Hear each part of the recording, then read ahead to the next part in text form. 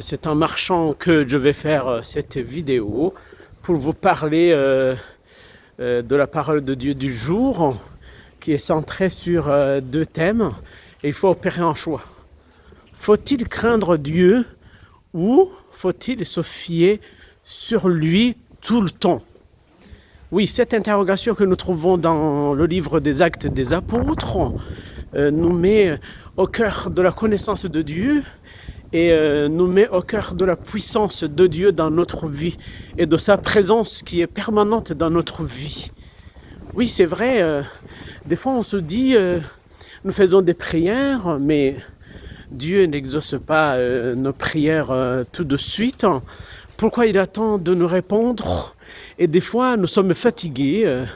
Il y en a qui se lassent et qui se disent peut-être Dieu n'est pas présent parce qu'il n'agit pas tout de suite, il n'agit pas tel que nous le souhaitons. Donc, le Dieu là, oui, c'est un Dieu d'amour, mais on doute de ses œuvres, de ses interventions dans le monde. Pourquoi il laisse le mal prospérer? Pourquoi il n'élimine pas nos ennemis? Pourquoi les gentils et ceux qui sont honnêtes sont frappés? Pourquoi la souffrance? Pourquoi les douleurs? Donc on se pose beaucoup de questions, qui visent à savoir si Dieu il reste présent. Il y en a qui le craignent, donc qui ne peuvent plus, qui sont fâchés contre lui et qui ne peuvent plus s'adresser à lui en cas de difficulté parce qu'ils se disent j'ai vécu des moments difficiles, mais Dieu il était où? Pourquoi il n'a pas agi tout de suite? Ce sont vraiment des interrogations que nous nous posons, ce que les philosophes appellent des situations limites, qui nous empêche de nous réaliser et du coup nous cherchons le coupable et pour certains le coupable c'est Dieu. Oui, Dieu nous a créés libres, il nous a donné le choix, la possibilité de faire des choix. Nous sommes capables de peser le pour et le contre, nous sommes capables de raisonner et de choisir. Ce qui nous arrive, ça peut nous arriver parce que nous, les gens, nous changeons tout le temps. Des fois, nous faisons du mal contre nos frères et sœurs, contre nos amis. Et des fois, nous abusons de notre liberté. Et puis, nous faisons ce qu'il ne faut pas faire. Mais aussi, l'homme, il est limité dans le temps.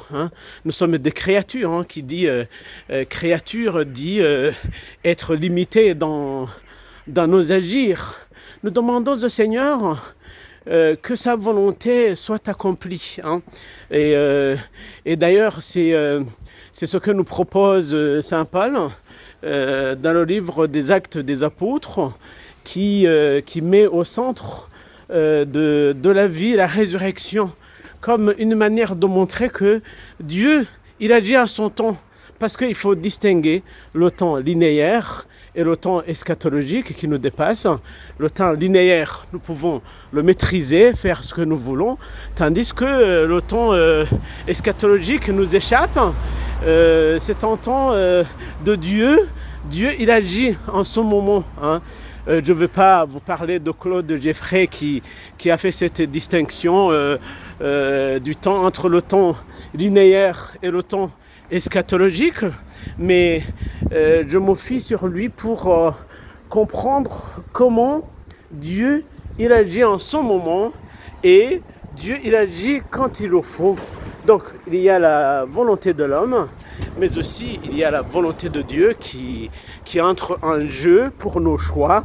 Donc si nous avons des désirs, il faut attendre que la volonté de Dieu s'accomplisse et ne pas mettre en avant seulement notre volonté, mais aussi compter sur la volonté de Dieu.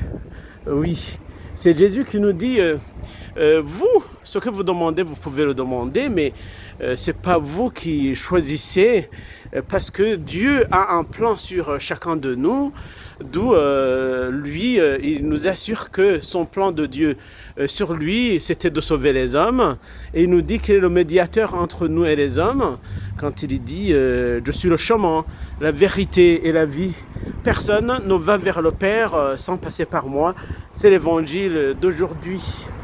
Soyons accrochés au Seigneur, demandons-lui de nous accorder ses grâces, les grâces dont nous avons besoin pour pouvoir rester en relation intime avec Dieu.